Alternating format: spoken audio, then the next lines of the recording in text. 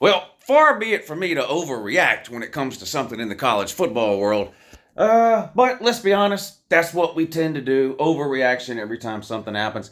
Especially when there's actually this is true not just about football, but when there's when there's a lack of information available about anything, right? People overreact to the slightest bit of information, which may or may not mean anything at all, that little bit of information, or maybe it means a lot, or in some cases, maybe it's not even true. Georgia held their first of three spring scrimmages this past weekend. They have another one coming up this weekend, and then they have the televised G Day spring game the weekend after that.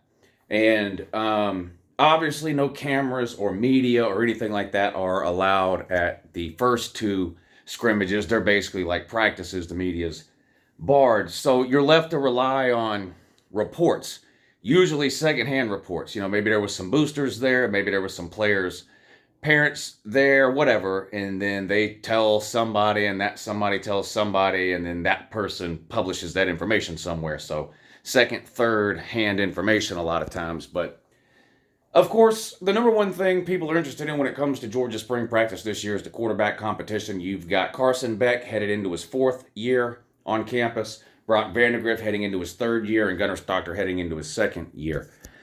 Most people seem to think, myself included, that it's a Carson Beck, Brock Vandergriff kind of battle for starting QB, with Gunnar kind of the long shot to get any starts this coming year. I've been in the Carson Beck camp. Not in that I think he's some great quarterback and Brock Vandergriff sucks. I think all three quarterbacks are probably pretty good that Georgia has. When I say I'm in the Carson Beck camp, I mean that's just my best guess. That's been my best guess since the last season ended, that Carson Beck would be the starter, at least in game one, for Georgia in 2023. Now, we all know Georgia's schedule. It's not the most difficult schedule in the world in 2023. And the first two games are against kind of nobody teams. The third game's against South Carolina. So I've been saying, Carson Beck maybe gets to start week one, but you probably see a lot of Brock Vandergriff in that game because we'll have a huge lead. Maybe even a rotating thing in the first game or two. Let Brock Vandergriff get some in-game reps with the starters in the first half. I think this accomplishes a couple of things. For one, it gives both quarterbacks experience, which is the one thing they lack, right? Neither one of them have ever started a college football game. Now, Carson Beck played some last year, mostly mop-up duty, second half type of stuff. Brock Vandergriff played a lot less than that. And that's the one thing you cannot get except for in a game. You can work out and get stronger. You can work on your accuracy. You can study playbooks. You can do all this kind of things. You can only get game experience in a game. So that's kind of been my thought process heading into spring practice in terms of what I thought we might see when Georgia opens the season in 2023. And I'm not here to tell you I've changed my mind, but the reports from spring practice, the scrimmage that was held this past weekend, Carson Beck, 3 touchdowns, 3 interceptions. Brock Vandergriff, 3 touchdowns, 0 interceptions. Now, this is one scrimmage. These are, like I said, second and third hand accounts of what happened at the scrimmage. So I don't even know if they're 100% accurate, but all of the reports are saying the same thing. 3 touchdowns for Carson Beck, 3 interceptions. 3 touchdowns for Brock Vandergriff, no interceptions. Now, I know I said something about overreacting in the beginning. This is the first scrimmage. I don't think that this means that's it. Carson Beck's done. Forget about him. He's going to transfer out. Brock Vandergriff's starting QB. However, I know beyond the shadow of a doubt that if interception issues is going to be something that plagues Carson Beck throughout the spring, summer, and fall, he won't start game one. There's 2 things I know beyond the shadow of a doubt about Kirby Smart. He's a defensive genius, and he can't stand a turnover. Kirby Smart, I don't know if there's anything Kirby Smart hates more than a turnover on offense. He absolutely can't stand it. Georgia can be beating somebody 45-0. If we turn the ball over, that'll be the worst butt chewing he gives anybody of that entire game. He can't stand a turnover.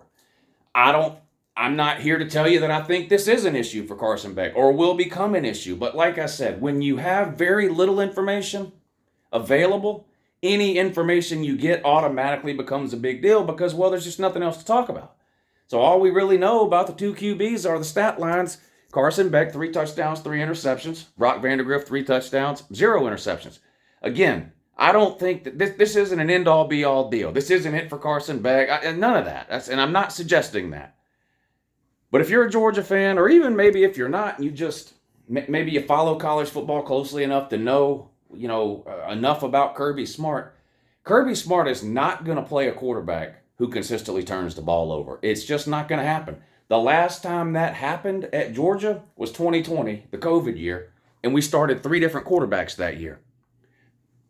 Primarily for that reason. Dwan Mathis got a start, couldn't complete a pass, throwing it to the wrong team. He gets the yank. Stetson Bennett goes in. Stetson Bennett was a turnover machine in 2020. No, I'm not hating on Stetson Bennett. Yes, I know he's the greatest college quarterback in the history of mankind.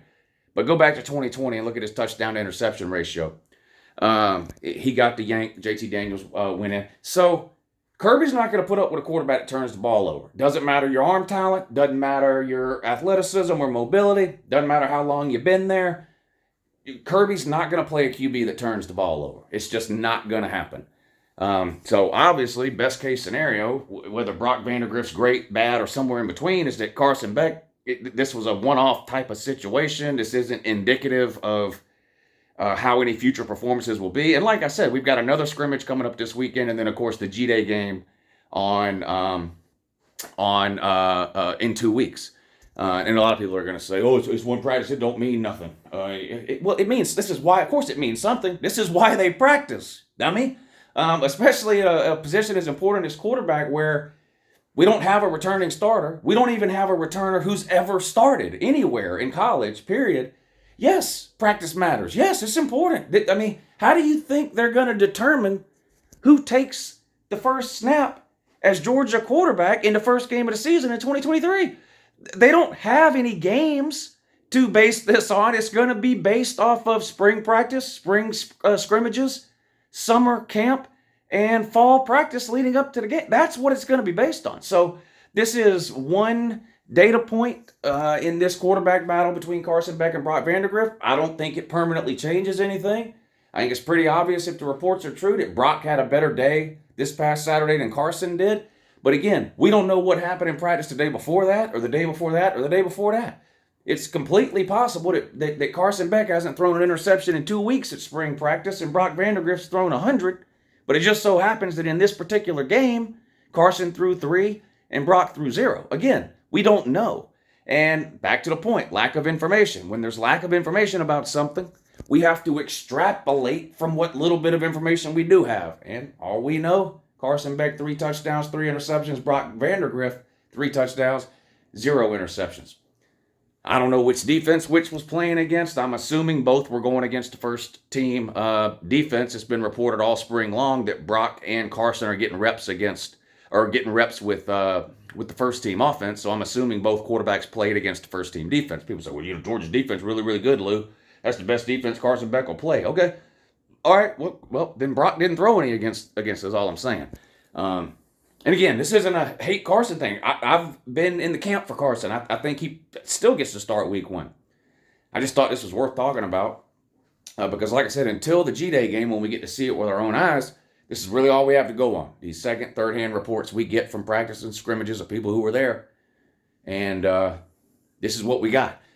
What do you think this means? If you're a Georgia fan, you concerned at all? Does this concern you? 3 interceptions from Carson Beck in a scrimmage on Saturday, 0 for Brock.